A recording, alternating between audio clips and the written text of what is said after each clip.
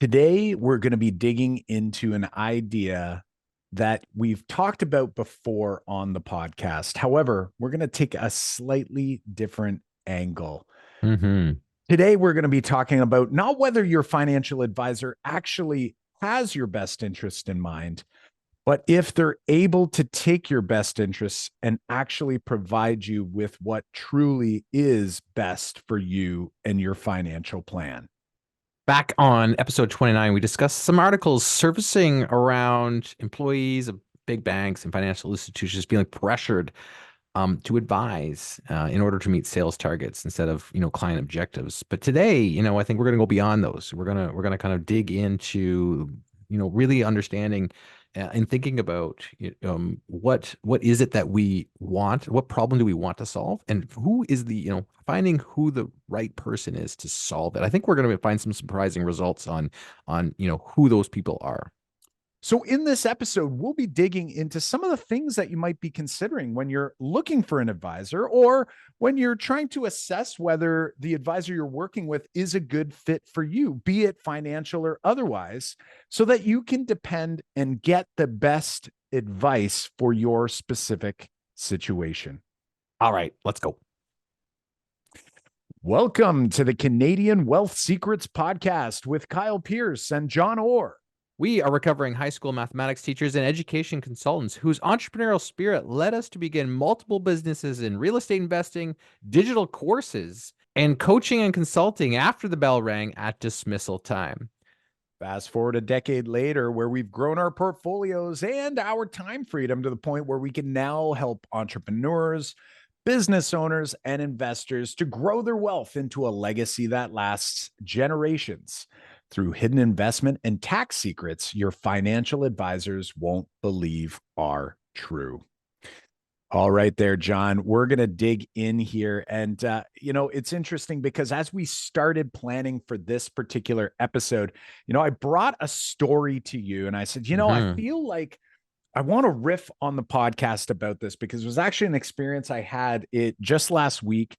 And, I thought to myself, I'm like, wow, I had a bit of a mini epiphany. And, as we were discussing it, you did say, you're like, you know what, Kyle, if you go back to episode 29, we did talk about some of the challenges that were presented in many articles around this idea of the big banks and employees feeling pressure to sell certain products to their clients or, really potentially lose their job if they don't meet those sales targets. And, what I really want us to be able to dig into here is not so much that angle, because sure, there's a pressure for individuals that are working for, we might call them captive agents or captive advisors, where they're working for a specific big bank or they're working in a specific industry where they can only offer a certain amount of products and services, Hmm. that they might feel like they have pressure to meet those sales targets. But that's not really what we're going to talk about here today. We're actually going to talk about something a little bit different that actually goes beyond that. So, like, let's put the price Hmm. targets aside. Let's put, all of those pressures, which do exist, and go back to episode 29. If you don't know what we're talking about here, definitely go back and check that out. But today we're going to talk about something that's actually a little bit different. And we're actually going to focus in on the agents, the advisors, those fiduciaries in your life that truly do have your best interest in mind, right? So I'm saying, like, they truly do care about you and they do want to do the best for you. Sure. But today we're going to talk about how sometimes that may actually not matter. Yeah.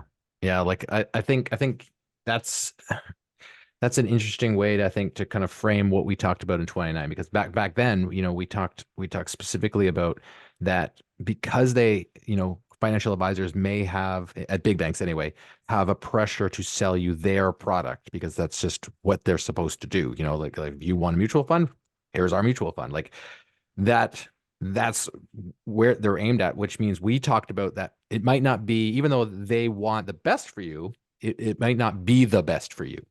But let's take that aside. Let's not talk about, say, big bank, advisors in this sense. Let's just talk about people, a financial advisor who, also wants the best for you, but they might not just be the best for you. They might think they're doing the best for you, but they might not be the best fit for you. And it's like, it goes back to kind of like thinking about, we did an episode a long time ago as well with Matt on coaching, like finding a good coach for yourself.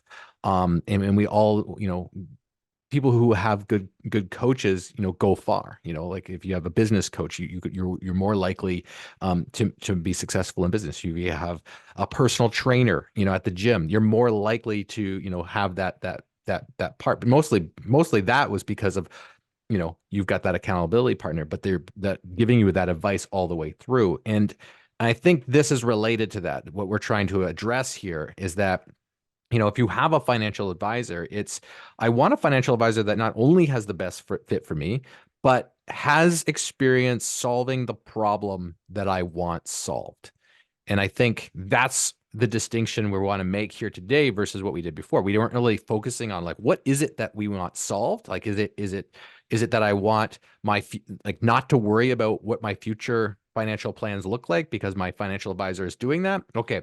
How are you solving that problem? Have you solved problems like that before? And I think specifically a person who's the right fit for you is and I believe this is that they've solved that problem not only for past clients before, but they've solved that problem for themselves. Mm, And I think that's a really key, difference between someone who's say a financial advisor or a coach or a mentor, and if they're not living the life that they're promoting, why not? Like, we got to ask those types of questions, right, when we're saying, who is this person that's providing me guidance? right. Because I think that's a really important distinction. Like, why would you pick someone who's saying, I think you should be working out 7 times a week, or 5 times a week, but they don't do it themselves? Like, you wouldn't do it that way. Like, you wouldn't pick a personal Right. trainer who did that, right? Like, you'd be like, no way. Like, I'm not going to do that. Like, you're not going to pick someone who's like a business coach that says you should, optimize, the structure of your standard operating procedures, and you should get people in line and create goals and key results and KPIs, and they're not doing that in their own business, right? Like, you're Right. not going to do that. But in financial advice, sometimes we have these people who say you should do this and do this and do this, but they don't do that themselves. Now, it's also possible they don't do that themselves because the financial, like, the fit doesn't work for them. Like, they have a different makeup or a different set of like conditions or constraints they're under. Mhm. But if those constraints were the same, would they choose the same options? And if that's Right. not the case, they can't be the right fit for you. Like, Right. that's where we wanted to like riff on in this episode, because there's like a lot of meat there. Yeah, yeah. And you said a lot there, and I have so many directions I want to go with that. And just to bring the listeners up to speed, I was on a call with a I'll call it a colleague, I suppose, because this person is an advisor in the financial space, and we are just connecting to kind of meet and see if hey, maybe there was some synergy there.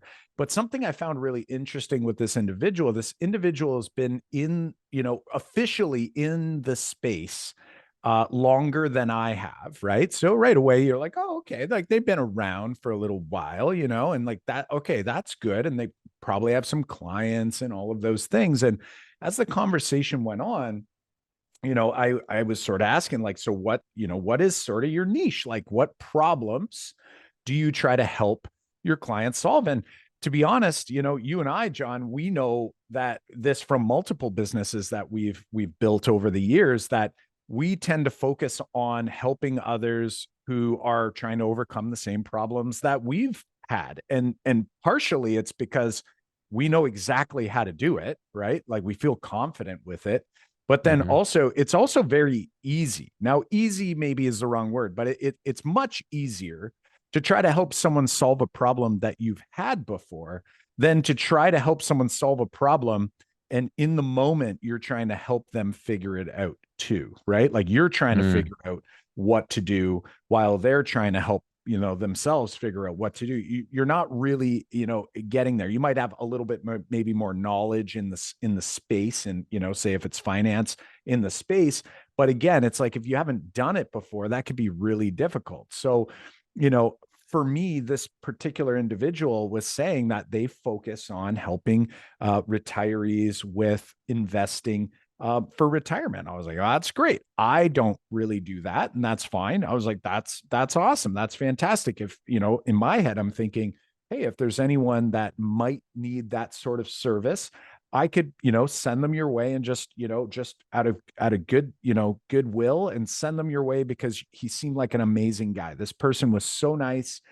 You could tell that there was a lot of, intentionality and really just a good heart on this person wanting to do good things. Like he was Mhm. passionate about the work. And I'm like, that's fantastic, right? I'm sure that helps him get clients.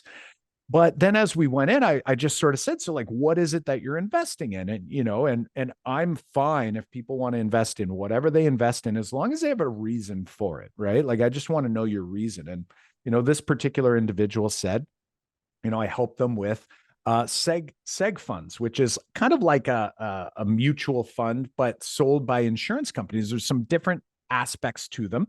I'm licensed to do that, but I don't use them myself. So I never chat with them about, with clients. Not to say they're bad, but I don't, because I don't do them myself. If I don't do them myself, I don't Hmm. feel comfortable trying to suggest for someone else to go there. They could be a great fit for some clients. I'd much rather send them off to someone who focuses on that specific part of the business than for me to try to do that work with them.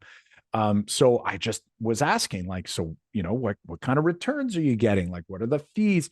So he wasn't sure of the fees, and I was like, okay, so which ones are most? He told me about one particular fund that historically had a really good rate of return. So he told me the rate of return. I'm like, that is a pretty good rate of return. I'm like, so what benchmark? Like what benchmark is that fund trying to beat, basically, right? And a benchmark is just basically what we're trying, like the basket of things, of investments that we're going to try to emulate in the market. And we're going to do that. Sometimes it's balanced. It's a balanced portfolio. So it's going to peg it to something over here, or it might be S&P 500. But this person asked me and said, well, what do you mean by benchmark? And didn't actually understand what the word benchmark was, or how it sort of relates to this conversation. And in that moment, it sort of dawned on me, and this is where I came up with the idea for us to riff on this and maybe provide people with some questions, some things that, they might want to ask when they are working with different advisors. And it's okay to have more than one advisor, right? You might have Hmm. an advisor in one section of, of your world, be it finance or otherwise, and then maybe someone else for something else very specific. And, it dawned on me that this person clearly was a great person, Hmm. had good intentions, and wanted the best for their clients.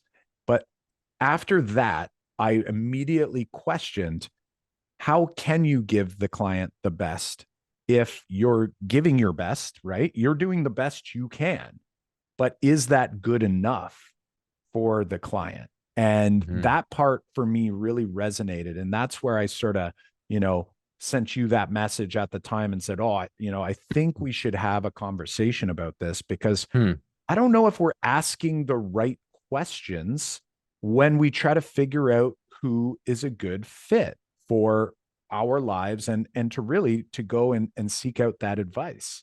Hmm. When you, as soon as you said that, it was is like when you realized that this person was trying to do their best, and they you thought that they weren't, probably the best fit for that person because they just didn't have the experience, or the knowledge, or has solved that particular problem before or thought about it. Then my immediate thought was like, well, if I'm the coach or if I'm the advisor, how do I know, like I'm doing my best, and you're working with a client. It's like, when is the tripwire, when's the tripwire Mhm. to tell you that, wait a minute, am I out of my breadth here? Is this Right. is this client the right client for me, to provide guidance for? Because everyone wants to do their best, and everyone wants to like make that client feel, you know, that you're there and you're looking out for them, which is true, right? Like you are, Mhm. as an advisor, you are looking out for their best interest up to the best of your ability. Um, my immediate thought was like, well, what are some of those like tripwire moments where we're like, these are the things I should really be thinking about as an advisor, so that I know when I'm out of my depth, Mhm. and maybe those are the same questions you're thinking about like what a person might ask an advisor.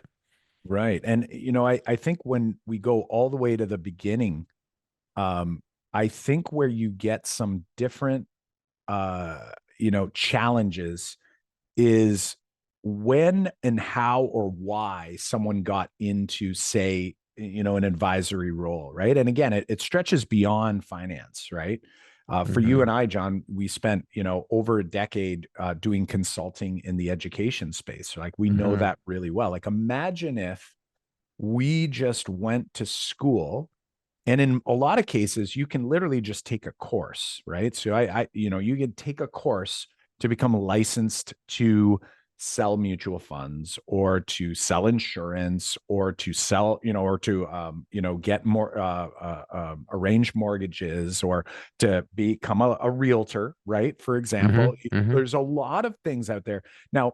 Other people will go through and they'll take a little bit more training. Maybe someone goes through and gets like a finance degree, or they get a business, whatever it is that they're doing on the finance side.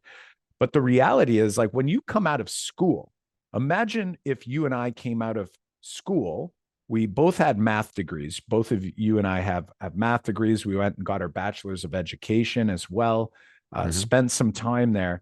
And then we came out of school and then we immediately thought to ourselves, you know what? Instead of actually going and getting some experience as math teachers, let's just open up a math consulting business and let's try to help everyone else learn how to teach math. Like, imagine if we did that. I feel like that would have been a really, first of all, it would have been very difficult to have any success. Right. Why? Well, because we have no clue what we're doing. We've never done it before. And then when you think about that, and we just sort of like now take away that scenario and throw in a different scenario and say, like, let's say it's being a financial advisor. So you're coming out of school, you've studied, maybe studied markets, maybe you've only taken a course, I don't know, but you're coming into this world and then you're expected to advise people. And you've got to assume that that's got to be really difficult as Hmm. well, because you're like, I'm looking for my first paycheck and I think I know what to do with it once I get it.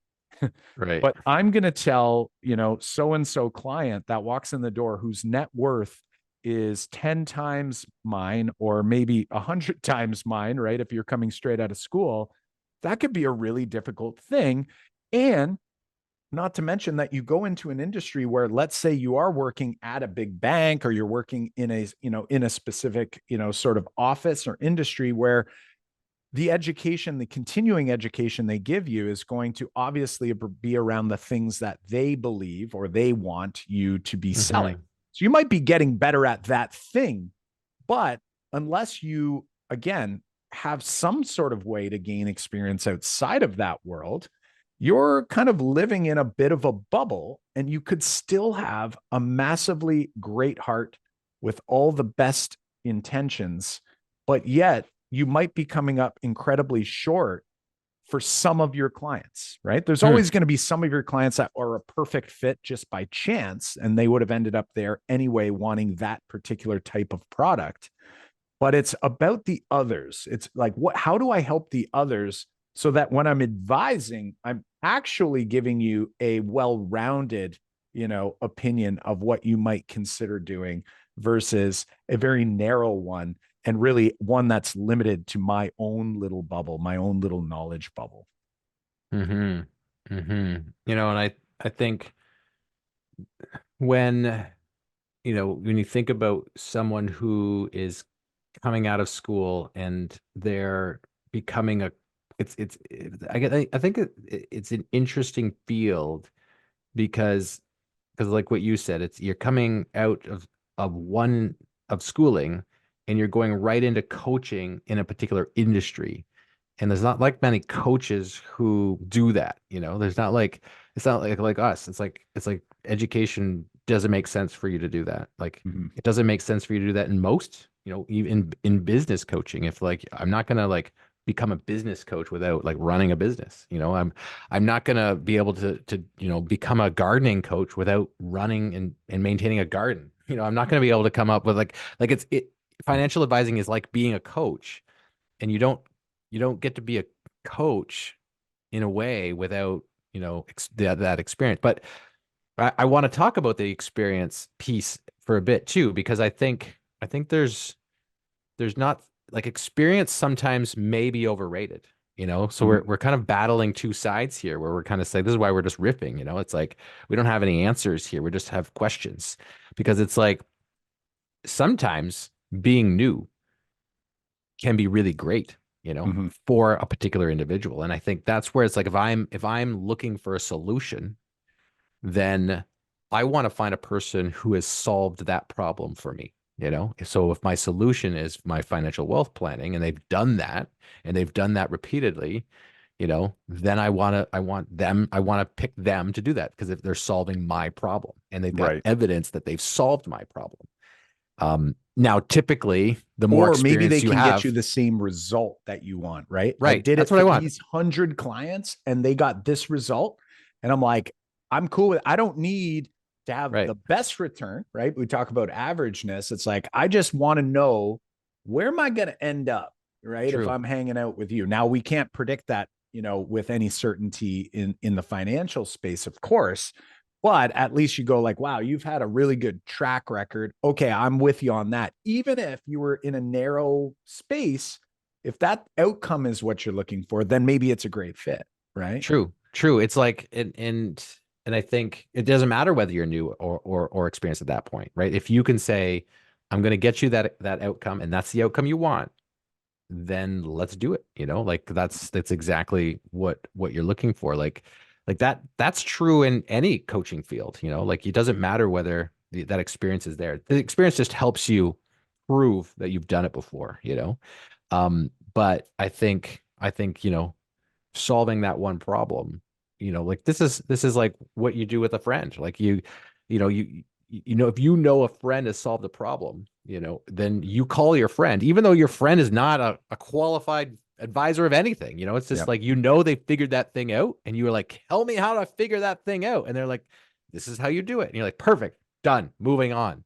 Right. Like that's because you know for a fact that they've solved that problem. That's the same outcome, some outcome you want. Like this is a side example, but we were looking at, for our podcast, we wanted to, grow the podcast. We want to grow this podcast. We want to grow our other podcast. And we reached out to a few different people to help us and coach us, on how to grow the podcast. And, you stumbled upon Anthony and Tag. In reality, we don't know, whether Anthony and Tag have, tons and tons of experience. But what we did know was that they got the result that we wanted, and they were going to help us get there. And it was like, that's exactly what we want. We want that outcome. And you've proved that, you've Mhm. you've proved that you could get that outcome. And we don't care that you've been doing this for 10 years. We Or one wanted that year, outcome. Yeah. right? We Or could have even, it been the could even be first 1 year. clients for all we knew, right? Right. At the And time. we're getting that outcome. So it's like we are choosing a coach or a consultant because we want a particular outcome, and you're helping us get there, and you've proved that you can solve that problem or get that outcome. So, Yeah. there's lots of kind of nuances here for sure. Yeah, and like you definitely gave me this, this thought. There's like sort of almost like a couple different buckets and maybe a couple scenarios, I suppose, for us to be thinking about. And I'm trying to help the audience in figuring out, how do you navigate this space? And it can be in all aspects of life, in terms of like, what is it that I'm after? What am I looking for? And who can best help me? And I want this example as like, who would I rather? So, and I'm using Matt as an example, right? Okay. Matt Bigley there, on our early episodes, used to be with us. My real estate partner, he's partnered on a few deals with Jon as well. So Matt came into the real estate space as a realtor after having, taught for 20 years. He was a teacher for 20 years.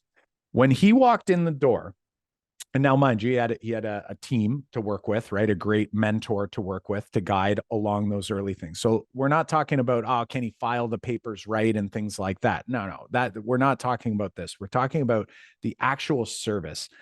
Who would I rather have? Matt helping me with either buying or selling my rental property when he's a brand new agent. This is years ago now. He's definitely got many years under his belt. Who would I want? Would I want that, or a 20-year vet from the industry who's never actually owned their own rental property, or maybe even never sold a rental property or anything, of that nature, right? So sometimes you have to kind of Hmm. like do this compare and contrast of like, when does experience matter in terms of like the length of time? Hmm. And when does it actually matter? Like, when does life experience actually sort of almost supersede experience in an industry? Right. So that for me is a really interesting one. Or again, a realtor Hmm. who may have been doing real estate for 20 years, and you're an investor and you want to do a burr, right? So you want to, you want to buy, you want to, you want to buy, you want to remodel, you want to renovate, you want to refinance, you want to repeat, you want to do that whole model. But you're Hmm. talking to a realtor who's never done that. Or you've got another one, let's say it's a brand new realtor who's sitting there, just got their license, but they've been doing burrs for 10 years, right? I'm like, that experience to me, right? You've solved my problem, whether you were licensed at the time or not. I want to go with that person for sure. So Hmm. just asking the right questions, I think, is really important. Sometimes it's not just asking someone, how long have you been doing it for? But really, what problems are you good at solving? Like, can you help me to solve my specific problem?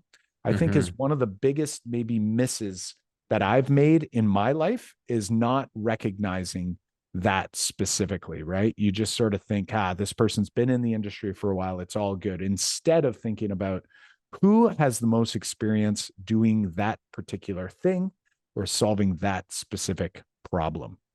And this is actually the flip side, is if you are the realtor and you are working with a client and you have not yet figured out what their main problem is that they want solved.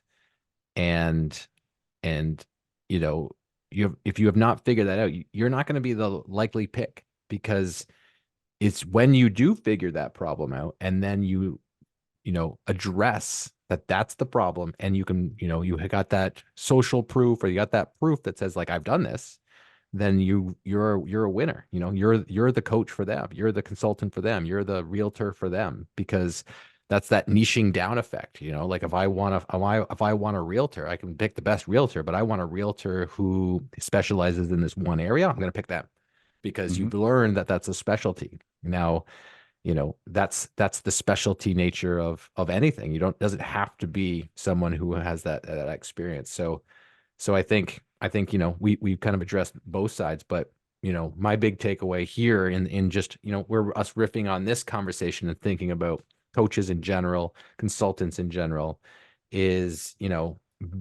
realizing that you put it a really nice way, is that there's some sort of spectrum between experience of generality, but then also very specific, a unique experience. And it's not always the same with like, how much experience you have with a certain problem. It's all about kind of the unique situation, the unique problem that you want solved, or unique outcome, and can you find that person to do Mm-hmm. that, instead of trying to just pick the best person, because the best person might not be the best person for that one issue. I love it. I love it. And maybe, I think a big takeaway for me is sort of thinking about what experiences, what problems has a person solved before, thinking about that before you ask them for their ideas or advice to ensure that they're the right people to be asking that question. Right. So, an example, if you go into a big bank and you ask them about real estate investing, They might be real estate investors on the side, and they might, you might spark up a conversation, or they might say, actually, real estate, it's a really risky, asset class. Well, then again, in one of our episodes, we talked about, well, risk, if you don't know it, then sure, it's risky. It's Right. definitely risky, right? So making sure that, when you're asking, for that advice, make sure that that person that you're sitting in front of, that's the person that you should be asking. And, if you run yourself through some of those questions, or maybe even ask them some of their backstory a little bit, you might be able to come to the conclusion as to whether that particular question is the right fit for that particular individual, or whether you save that one and you seek out another person for that specific question. So, hopefully, from this particular episode, my friends, you're thinking a little bit differently. We tried to take a slightly different angle here with all of this media out there about the big banks and, pressure selling and all of those things. This episode's just more about just trying to figure out, like, I'm not saying never go to a big bank for any sort of financial help. Maybe if you need a mutual fund and that's what you're after, then do that, go for that. That's where you want to go. But don't ask them for maybe real estate investing advice, and vice Mm-hmm. versa. You probably don't want to ask the realtor for mutual fund advice or index fund advice. So just make sure that, you're thinking through who are the people that you're looking to for mentorship, for counseling, for coaching, for consulting, whatever it is that you're doing. And just make sure that you're thinking through who are the right fit. And you can have more than one person Mm-hmm. or one idea, right? So you might need to go to more than one place. And I know we all want it to be super convenient, and we want one person to do everything. Yeah. That could be a great fit, but maybe it's not. And Yeah. that's the part that I think we want to be thinking a little bit more intently on. Yeah. It's the likelihood of the one-stop shop is not for you in this area, you know. And I think that's an important part. Friend, if this is the first time you've listened to our episode, we encourage you to hit subscribe so that you get our episodes every week. Wednesday mornings, folks. That's when they are going to pop in your podcast player. Make sure you download them and listen on your way to work or at the gym, or when you're crunching away some numbers on the computer on your spreadsheet. If you've listened before, we encourage you to rate and review the podcast. I love it. I love it. And friends, hey, over on the CanadianWealthSecrets.com website, you can find links and resources over on the episode 69 page. That is CanadianWealthSecrets.com/episode 69. And remember, you can book a discovery call and ultimately help you out with your next step in your wealth building journey by heading to CanadianWealthSecrets.com/discovery. Just like Claire from London, Ontario did earlier this week. We hopped on a call, had a fantastic conversation, 25-year-old. And this particular individual, Claire, is an educator, has already owned a number of income generating properties, was curious about whether a participating whole life insurance policy made sense for him at this point in his journey. And after we had a nice long discussion, we discussed everything he was doing. He was working on filling up his tax-free savings account. We discussed the benefits to filling up that tax-free savings account before the RRSP. And based on his particular situation, my suggestion was, you know what?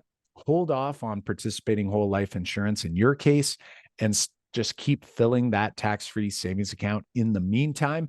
And that we would hop on a few calls so he could better understand how it might make sense on his journey, but not in this exact moment. So if you're looking for just a quick little, review, some ideas, or just general reaffirmation of your plan, feel free to reach out over on CanadianWealthSecrets.com/discovery.